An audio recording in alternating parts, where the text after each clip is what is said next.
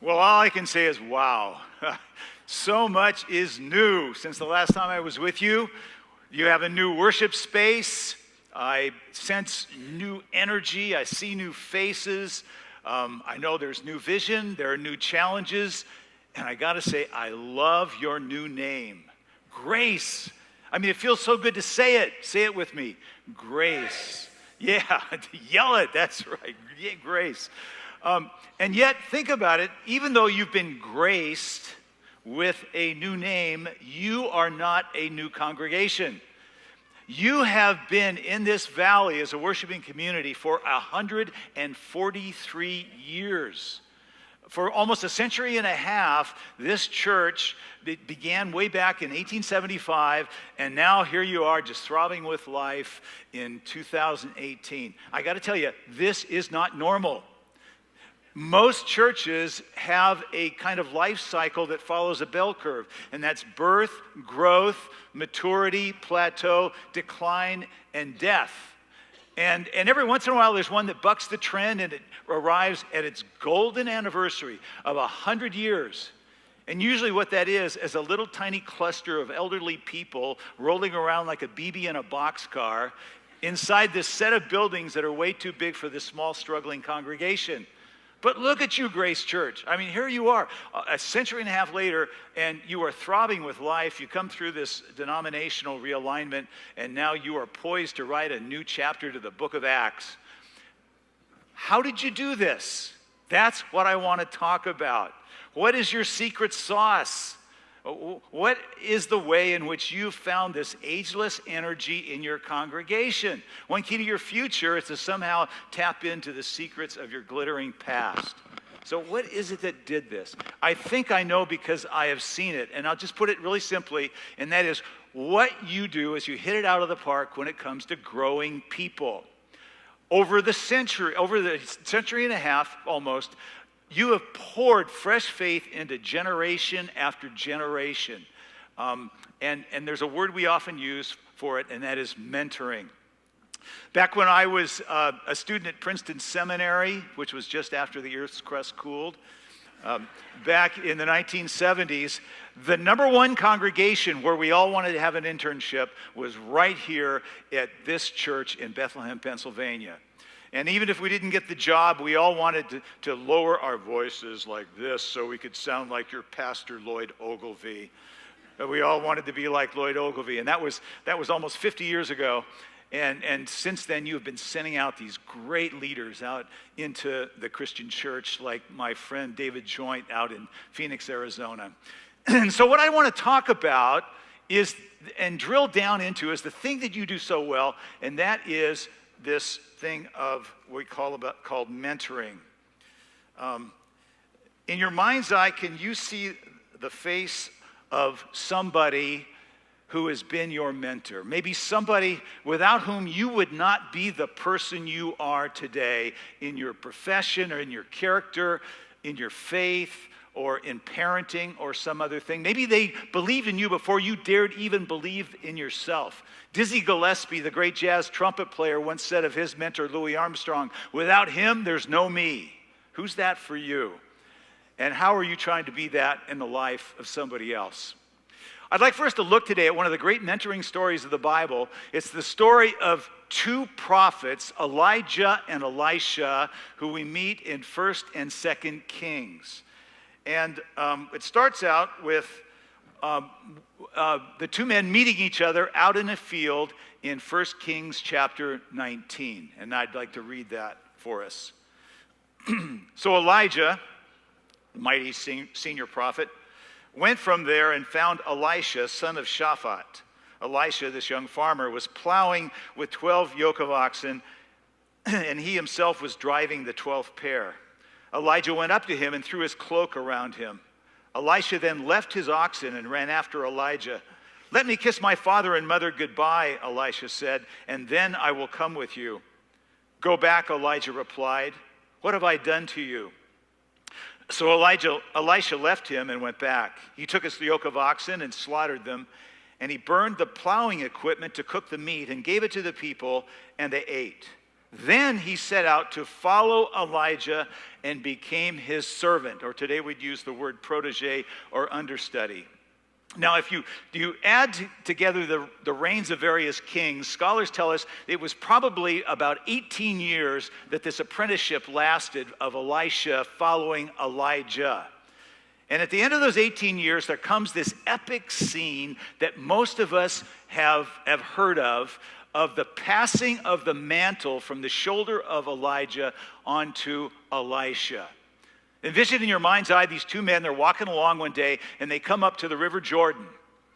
And Elijah takes off his cape, he rolls it up, and he goes, whap!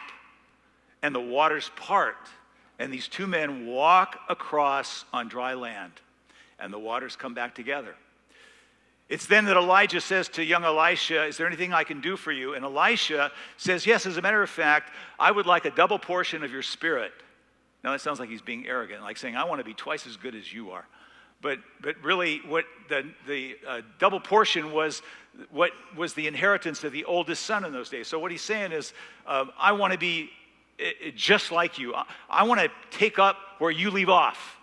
And Elijah enigmatically says, "Well, we'll see. If it happens, it happens." And then all of a sudden, from out of nowhere, out of heaven, there swoops a flaming chariot that is pulled by flaming horses, and it scoops up Elijah, and the celestial roller coaster goes shooting up into the sky, and as it does, this cape flies off Elijah's shoulders, and it wafts back down to the ground. And young Elisha goes over and picks up that cape, and he throws it around his shoulders, and he walks back over to the River Jordan, and he takes off the cape, and he rolls it up, and standing exactly as he had seen his mentor do a few moments before, he goes, whap, and the waters part, and young Elisha walks across on dry land. That's the power of having a mentor. Studies showed that to gain proficiency in any activity, the best way to do it is to imitate exactly someone who has mastered it. And the more important the activity and the higher the stakes, the more critical it is that you have a mentor. My best friend in the whole world is my brother Dave. He's 16 months younger than I am, and Dave and I are just like this. And Dave's lived a life that a lot of us men wish we could. He sold his business at the age of 50, and he retired, and ever since his passion has been Harley-Davidson motorcycles. And my brother, for example, a year ago this summer spent 7,000 miles with a group of buddies riding around the United States. And a while back he was going on and on about how he'd gone through the California redwoods, and I just couldn't handle it anymore, and I just blurted out. I said, "Dave, now that I'm about to retire, I'm going to buy me a hog, and I'm going to ride with you guys," expecting him to go, "Yeah." Instead, his eyes got this big. And he said, "Vic, do you realize the talk of the Harley-Davidson community right now is guys like you who retire and they go out and buy the Harley of their dreams, and within a year, they're dead."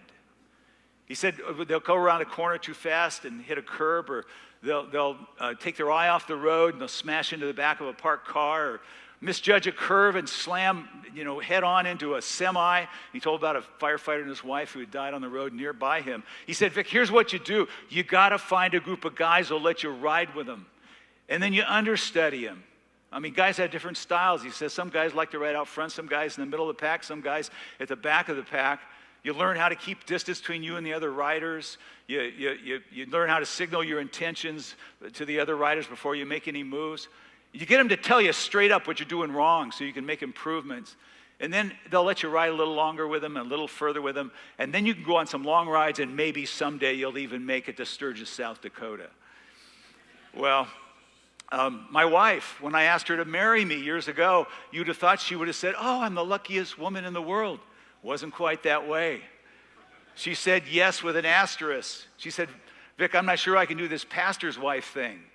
And so what she did is she understudied one of the great pastors' wives of the last generation, Colleen Townsend Evans, who was the wife of Louis Evans, who was the pastor of the National Presbyterian Church in Washington, D.C. for a number of years. And Louis and Coke took us under their wing.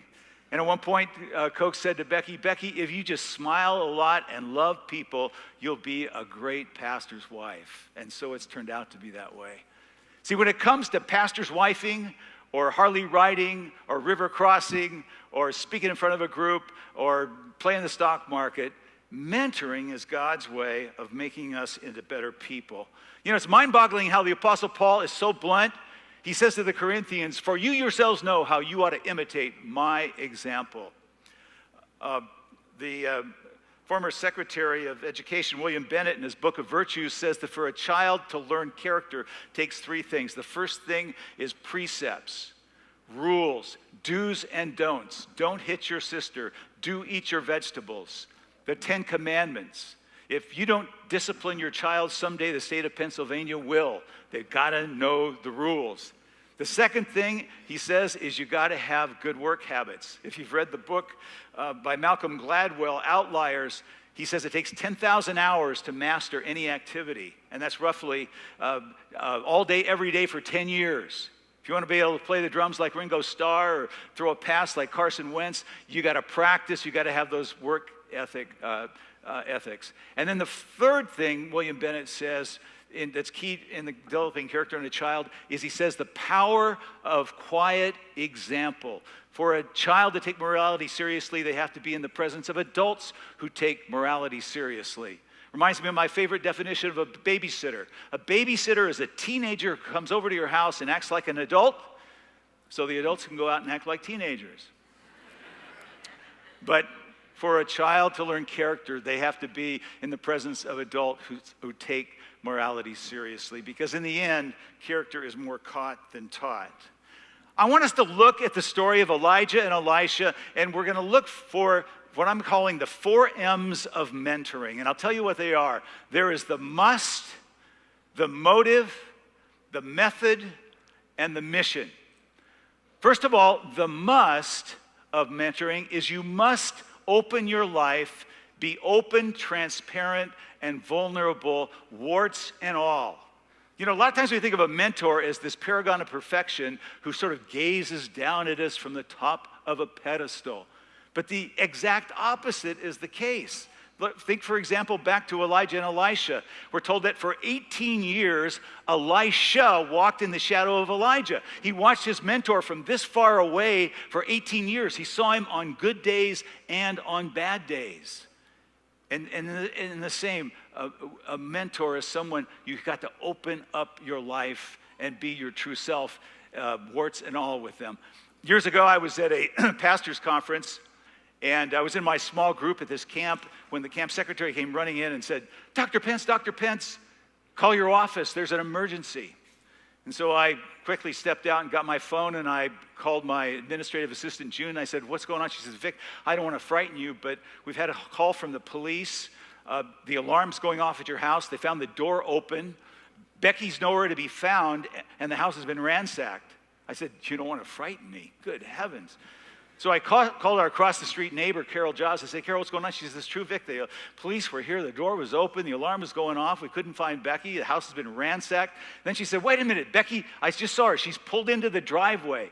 I said, thanks, Carol. And I hung up, and then I dialed Becky.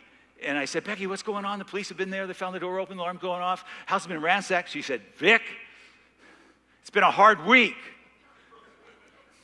The wind blew the door open. That set off the alarm. And that's what our house looks like.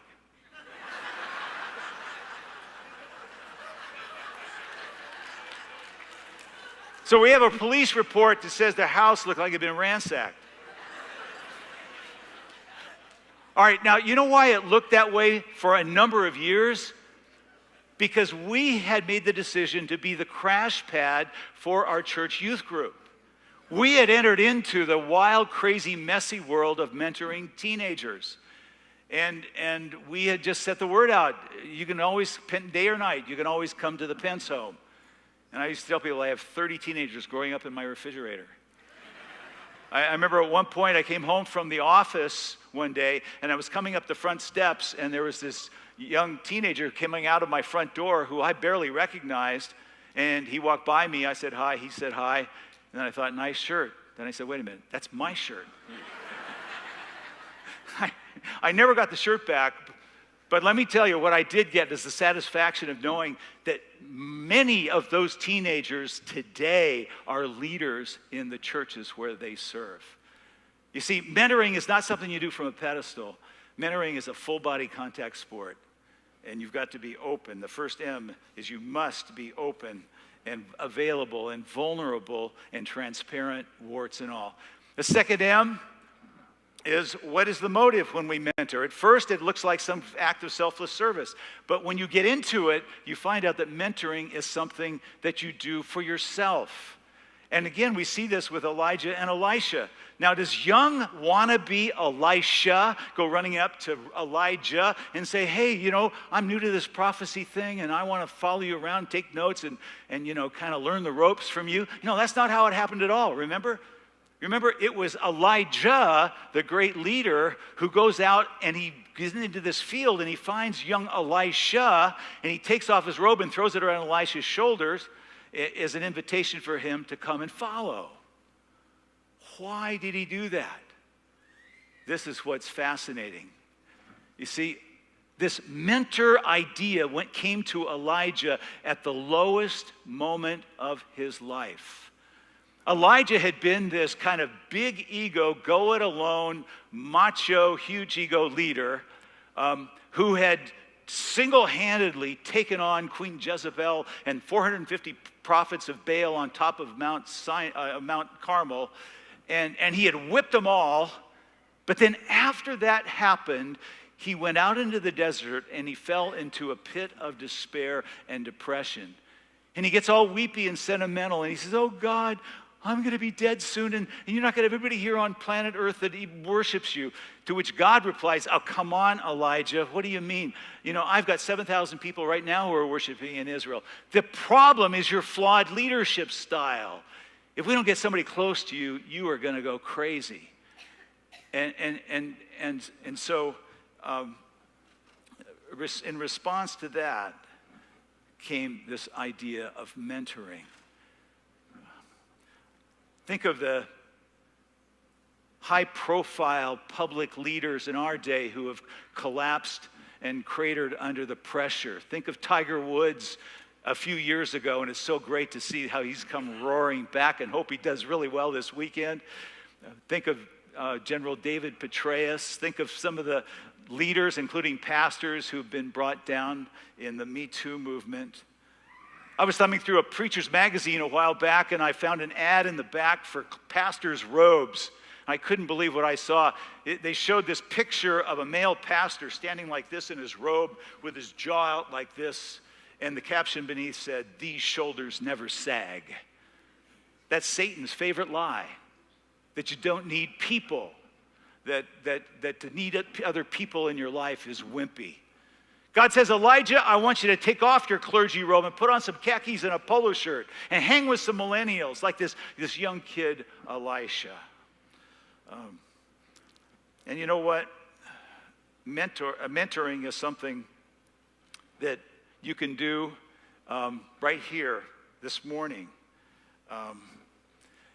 What's interesting is about today's younger generation is they really want to glean all they can from the older generation. If you're a member of my generation, you know what my generation's motto was? Never trust anybody over 30. How stupid is that? And mentoring is something you can do here in the hallways, out in the parking lot. I was reading a study recently called the National Study on Youth and Religion, and it said there is one factor in the background of a young person that predisposes that they will keep their faith into adulthood. And that one factor is this, that there be at least one non-parent adult in that young person's life who takes their faith seriously. And it says next to that, things like worship styles or camps or programming is negligible statistically in having an impact. But the one key thing is that there be this one non-parent adult in the life of a young person who takes their faith seriously. Why not be that adult in the life of a young person here at Grace. And it can be so fun. Well, back a number of years ago, I was walking down the hallway at Peachtree, the church where I was serving, and there was this sixth grade boy who was coming up the aisle, or the hallway in front of me, and his face looked like a lost battle. And I said to him, "Hey, John, what's happening?" And he said, "Oh, Pastor Vic, it's not going well." He said, "I went out for football. I'm too small. Everybody's bigger than me." And so I said to him, "Well, what do you mean, man?" Trying to buck him up. I said, "Well, what do you mean? How much you weigh?" He said, 60 pounds. I had to say something, and I said to him, "Well, you know what, man? I got a dog that weighs 60 pounds, and that's a big dog. In fact, that's my nickname for you from now on. You're Big Dog." And so after that, every time I see him in the hallway, I'd say, "Yo, Big Dog. What's happening, Big Dog?" Kid light up like a Christmas tree. But I didn't stop there. I went online and I got a T-shirt of a big dog. It had on the front of the T-shirt. The dog was riding a Harley, had its paws up in the air like this on the handlebars, and the dog had a cigar in its mouth, and the caption beneath it said, "Ride it like you stole it." And I gave it to this kid. He lived in that T-shirt. It just kind of freaked his parents that the pastor gave it to him. Well, today that young person is 6 feet tall, and he is a junior at Wake Forest University, and you know him because he is the son of your pastors, Mark and Marnie Crumpler, John Crumpler. And sometimes I'll say, "Hey, John," and he'll always say back to me, he'd say, "Pastor Vic, don't ever stop calling me Big Dog." It's a lot easier to build a child than it is to repair an adult. And so, number 2, what is your motive? It's to help them, but an even greater blessing is going to be yours. And now number 3, what's the method? This is maybe a surprise. The method is, mentoring isn't cloning. You're not trying to turn someone into a carbon copy of yourself. It's not like being an Elvis impersonator. A true mentor doesn't turn you into them. They turn you into you. And they give you the room to zoom to be all that you really are. And again, we see that with Elisha and Elijah. Elisha put his own spin on being the prophet laureate of Israel. Remember, Elijah had been the terminator. He'd been the headline grabber. And Elisha was quieter and kinder. As a matter of fact, we have 18 different accounts in the scriptures of Elisha meeting with hurting and needy people over a period of his ministry that lasted more than 50 years. Elisha is the prophet of compassion, and Elijah was the prophet of power. And now, full disclosure, I've had a rather complicated relationship with some of my mentors over the years as we have evolved in different directions. I remember back in my 20s, I had a mentor that I was so close to that when I got engaged to my wife, there was this big joke going around that Vic was going to break up with Ben, and now he was going to marry Becky. That's how close I was with my mentor. But we evolved in different directions, and there went over a period of more than 20 years that we had no contact with each other. And it was just not long ago, I sat down and I wrote him a letter. And I basically wrote him what Dizzy Gillespie said. I said to him, "Without you, there's no me." And about 2 weeks later, I got the neatest, nicest letter in return. And that reminds me of another fact, and that is this: you don't even have to know all of your mentors. Senator John McCain wrote a book called Faith of My Fathers, in which he talked about his dead mentors, which include the founders of our country, included Ernest Hemingway, and of course his admiral father and his admiral grandfather. And so they are mentoring even though they are not even personally in his life. And you know what? That's the message of Hebrews chapter 12, which tells us that the great figures of the past who are no longer here with us on earth are invisibly surrounding us, says Hebrews chapter 12, and they are cheering us on as we run our race of life. And you know what they're doing? They're cheering us on toward our fourth M, and that is our mission. There is a song that goes with this story that all of us have sung in our lives. I'll bet you every person in this room has sung it, maybe at summer camp. And that is, remember the song, "Swing Low, Sweet Chariot, Coming for to Carry Me Home." And we think of chariots and we think of fluffy clouds and friendly skies. But think about it for a moment. In that day, a chariot was anything but sweet. A chariot was a weapon of war. Only reason you ever get in a chariot is go kill somebody. And so that reminds us that Elisha and Elijah were not in some kind of a schmaltzy bromance of beer and football and all that sort of thing. They came together on a mission to go out and lay down their lives and change the world. And today as well, mentoring is for the purpose of mission. If you had invested $5,000 in Microsoft stock in 1986, when they had their initial public offering, today that would be more than $5 million. But you know what? There is a Microsoft manager right now in Bellevue, Washington, who's making a more savvy investment even than that. I have a friend, Scott Dudley, who's a pastor virtually on the campus of Microsoft.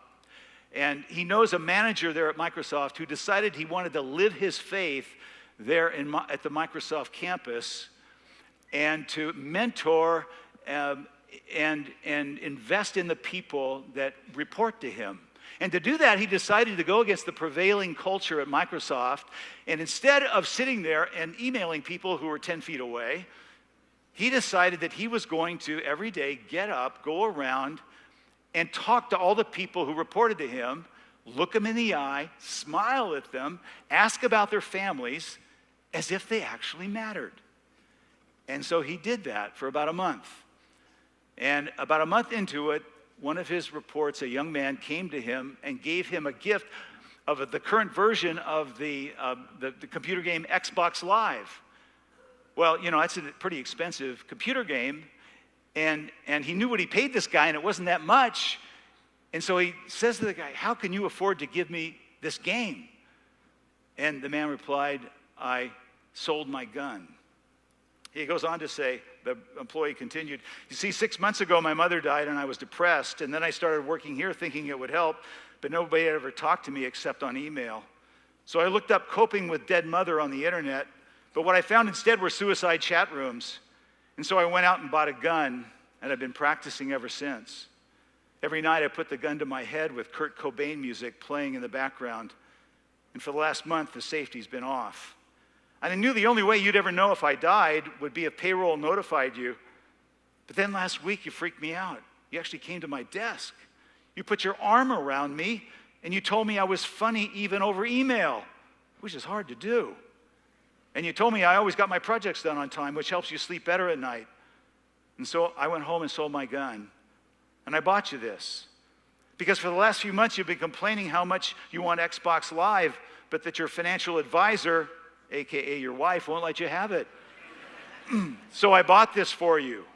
So for my life, here, this is yours."